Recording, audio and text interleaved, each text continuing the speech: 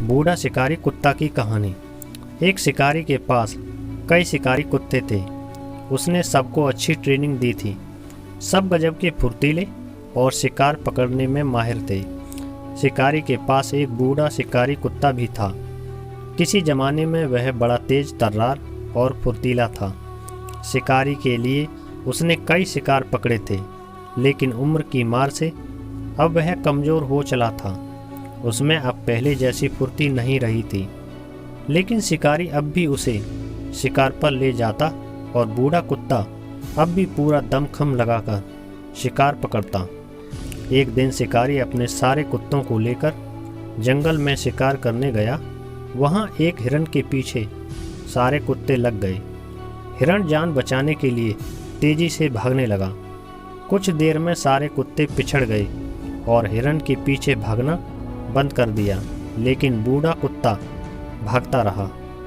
उसने हिरण के पास पहुंचकर अपनी दांत उसकी पीठ पर गड़ा दिए, मगर बूढ़े होने के कारण उसके कमज़ोर दांत टूट गए और हिरण उसकी चंगुल से निकलकर भाग गया। ये देख शिकारी को बूढ़े कुत्ते पर बहुत गुस्सा आया। उसने उसे मारने के लिए हंटर उठाया। बूढ़ा कुत्ता कातर दृष्टि से उसे देखने लगा, मानो कह रहा हो, मुझ बूढ़े को मत मारो, मैं अपने काम में अब भी समर्पित हूँ। मेरी इच्छा शक्ति अब भी मौजूद है, बस मेरा कमज़ोर बूढ़ा शरीर साथ नहीं दे पाया और शिकार मेरी पकड़ से निकल गया। मेरे जवानी के दिनों को याद करो, उस वक्त क्या था मैं, और अपने बुढ़ापे को याद करो। शिकार का हाथ रुक गया। उसका हंटर एक ओर गिर गया।